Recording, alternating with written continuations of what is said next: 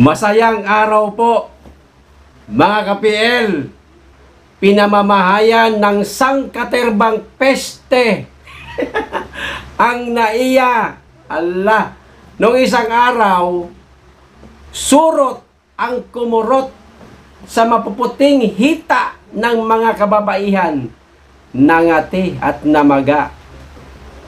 Ngayon lang, isang oras lang ang nakalipas, mga ka-PL, cute na daga ang tatakbo-takbo malapit sa Kesame. O eto ho ang video, ipapanood ko po sa inyo. Talaga namang nakakahiya na po itong ating pambansang paliparan, mga ka-PL. Paano tayo dadayuhin yan ng mga turista, ng mga foreign investor, kung sa pambansang paliparan pa lang, peste na ang sasalubong sa kanila. O eto ho, pero bago ko po simulan, magkikisuyo po sa mga ka-DDS at mga ka-PL natin na hindi pa po nakasubscribe, baka naman, at pakiclick na rin po ang notification bell para updated sa lahat ng upload, at huwag niyo pong kalimutan, paki-like na rin po ang video. Maraming salamat, makikisuyo. O eto na.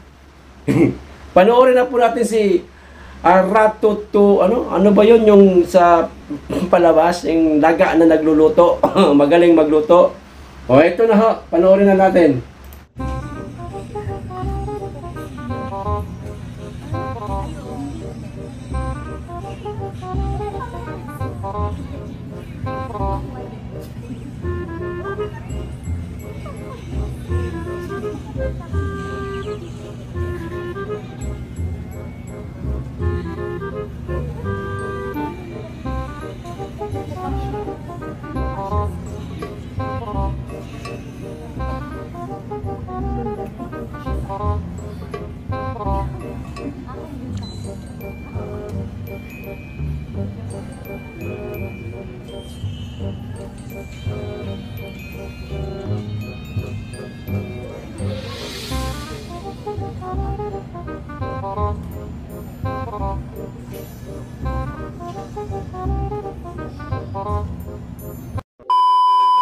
Posibleng imported o galing pa sa ibang bansa ang mga surat na namameste ngayon sa Ninoy Aquino International Airport. Ito ang inihayag ng isang pest control service kasunod ng mga reklamo ng ilang pasaherong kinagat ng surot sa ilang mga upuan ng Ninoy Aquino International Airport Terminal 3. Batay kasi sa isinagawang deep disinfection ng mga kinukulan sa naturang mga upuan na sinasabing napeste raw ng mga surot, di hamak na mas malalaki ang mga nakitang surot dito kumpara sa karaniwang mga surot na nakikita dito sa Pilipinas. Ang mga ito anya ay posibleng nanggaling sa mga bagahe o mga gamit na dala ng mga pasahero na nanggaling sa ibang bansa at pumapasok sa naturang terminal. Ayon naman kay Manila International Airport Authority General Manager Eric Ines, quarterly nagasagawa ng deep disinfection ng naturang paliparan na tumatagal pa ng hanggang 3 araw kada batch. At ang idadagdag pa ang disinfection routine na kanilang ginagawa sa mga upuan ng naturang paliparan. Kung kaya't nakakapagtakaan niya na mayroong surot sa mga upuan, lalo na't gawa ito sa bakal. Maliban na lamang raw kung ang naturang mga surot ay nadala lamang mula sa ibang lugar. Samantala mga kabomba at Nation, sa ngayon ay patuloy pa rin hinihintay ng Ninoy Aquino International Airport Authority Management ang magiging rekomendasyon hinggil sa pagkasagawa ng disinfection procedures para yan sa pest control. Habang pinaplano na rin anya ng pamunuan ito na magdagdag pa ng mga bagong gang chairs sa naturang paliparan. Kasabay naman ito ay muli itong humingi ng dispensa sa mga apektadong pasahero, kaalinsabayan ang pagtiyak na handa silang sagutin ng mga medical expenses ng mga nabiktimang mga pasahero. Agoy noy. Paano tayo dadayuhin ito? Sa pintuan pa lang ng bansa natin, peste na ang sasalubong sa mga nais mamasyal sa ating bansa. Siguradong mababalitaan po ito ng buong mundo.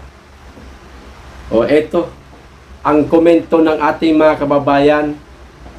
Kumuha ko ng apat lang po na pinaka magagaling magkomento dito sa bidyong pinanood po ninyo. Ang sabi nitong isa, ayan, ilagay ko. May daga na, may surot pa. Ayan. No wonder, worst airport nga. Ano ba naman, are? Ayan pa. Hamster yan. Sela nyo naman. Ang kulit din ni Kuya. O nga na, baka hamster nakawala, ano. Bit-bit ng bumili ng hamster, dadalhin sa lugar nila, o kung saan man, nakawala. O ayun. O gagala-gala sa kisame, naghahanap ng butas para makakain, naguguto. Pilipinas! Ano nangyari? Bangon, Pilipinas! Ito pa. Kahapon, surot. Ngayon, daga. Bukas, ahas. Matagal na, may ahas. Matagal. Nasa malaking bahay. Ahas yan. Ito ang ayusin ninyo. Hindi ang konstitusyon. Mawawala ng ganang mag-invest ang mga foreigner sa ating bansa. Matagal lang nawalan. Kaya nga, kahit anong gawin ni Mr. President, patyal dito, patyal doon, ligaw dito, ligaw doon, wala siyang mahatak ng mga foreign investor sa ating bansa.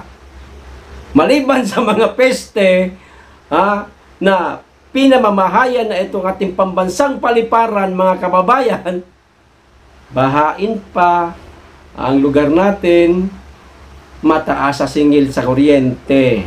Ayan. Wi-Fi, napakahina at marami pang problema.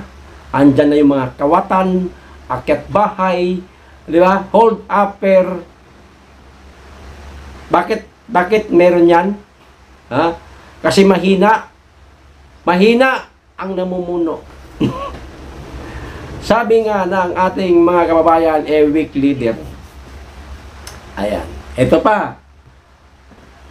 Ngayon, kung SMC ang mamamahala sa NAIA, malaki ang trabaho upang maiayos ang NAIA na kulang sa sistema. Tapos, ang kalat pati mga buwaya na nakaupo nandyan, kaya ang PH Tourism lagpak sa turista. Hay naku nga naman, Mr. President, hindi niyo ba pwedeng bulungan yung mga namumuno dyan sa NAIA? Ayusin niyo naman yung serbisyo ninyo. Yung ganun ba, Mr. President? Nakakahiya po ito eh. Kayo, ikot ng ikot, travel ng travel sa kung saan-saan. O ramdam namin yan na kayo ay naghahanap po ng mga malalaking foreign investor talaga. Pero, hindi ho ba kayo nagtataka?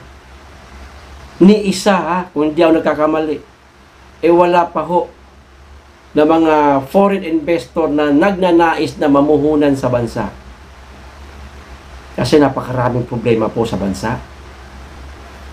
Ito ho muna ang unahin nating solusyonan. Wag ho ang konstitusyon na ayon po sa aming pagkakaunawa, maging ng dating Pangulong Rodrigo Duterte, hindi lamang economic provision ang aamyendahan, maging ang political provision ay isisingit, isasama na amyendahan para sa term extension. Naku po. Ngayon pa lang mga kababayan, mga ka-PL, magdadalawang taon pa lang si Mr. President. Ang dami niyang mga kababalaghan.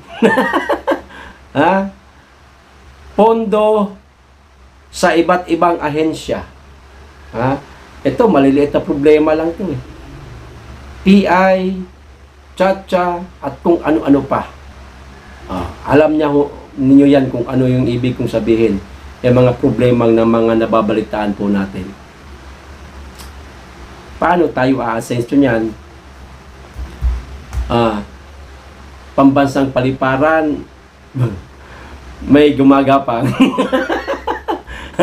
Pambansang paliparan, nangungurot yung upuan. Yung mga nagpuputi ang hita ng mga kadalagahan, abay, nangati at namula.